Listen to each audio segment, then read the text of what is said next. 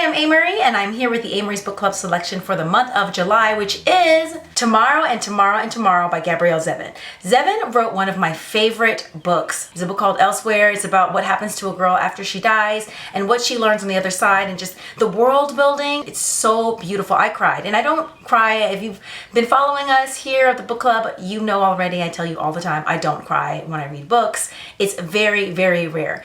I'll tear up sometimes, but like full out like tear, that does not happen. That never happens. Like so rare. So definitely check out that book too. But we're here to talk about Tomorrow and Tomorrow and Tomorrow, which I love. I love this book so hard. The cover is gorgeous. You've probably seen this artwork. It's just a little piece of the artwork. The Great Wave by Katsuhiko Hokusai.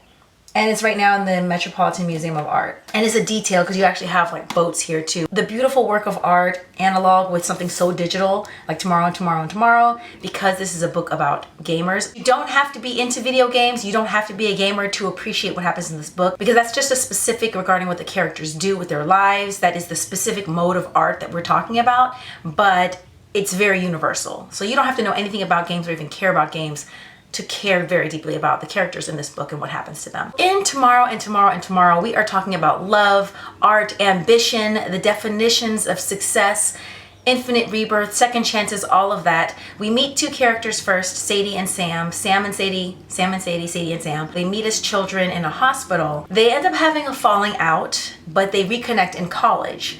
And when they reconnect in college, Sam is also close to his roommate, Mark, so it becomes a trio, Sam, Sadie, and Mark.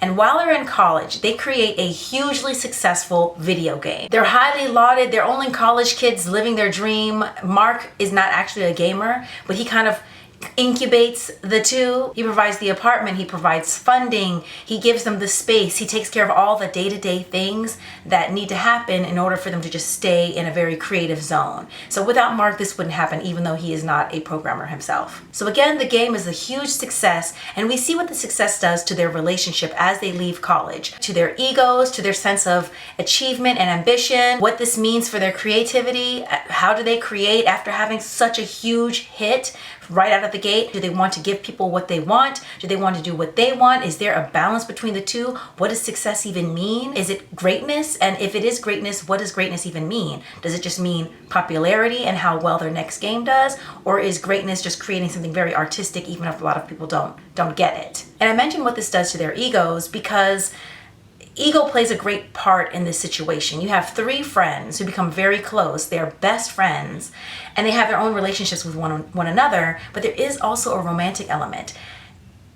Obviously, they're creating together. They create a company together. They are huge in the game world, but this romantic element changes the dynamics of this friendship. This shift is wonderful, it's beautiful, it's very messy, and it's also very not messy. It's pretty straightforward. It's all of those things at once. It reminded me a lot of music groups. As I said, you don't have to be a gamer to really appreciate what's happening in here. This is just the gaming world, and you do learn a lot about the gaming world. I was really intrigued, but I also saw so many parallels in music and art, you know, as far as like painting and things like the visual arts. Temptations comes to mind. If you've never seen like the 5 Heartbeats, why am I forgetting the name of the movie?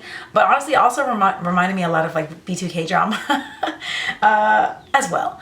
Because you have a group, you have all these different personalities, they might have hit records, but everyone still has to work together within the group, and there is a certain balance that's there, just like with the trio. And so when things change, when it seems like someone gets a big ego and that shifts the relationships, the art can fall to the side. And there's another thing too about egos. A lot of people will say, well, when money comes, success comes, money comes, people change, they get egos, but really money and success only amplify the characteristics of the ego that have been there all along. And I love that we see that in the book. So there are hints of this. You see why some of the things that happen, I'm trying to not give any spoilers here, but why they occur. You have the three best friends, and we see what happens when friendship, love, ego, huge success all are thrown into the mix. The story also touches briefly on cultural appropriation, which I thought was really wonderful to see too, turning the whole idea over and examining it, even though it's brief. The game is very Japanese-esque, and the characters come from various backgrounds, one of which is Asian, but they aren't Japanese. So the question is, what really is appropriating culture? Can art ever get away from appropriating culture, from appropriating anything? Because really, artists just take from everything. Pictures, paintings, different cultures, sounds gathered consciously or subconsciously, and then spun about until there's something new. Where is the line when it comes to appropriation in general? Appropriation of experience, not necessarily cultural, but maybe situational, or their identity.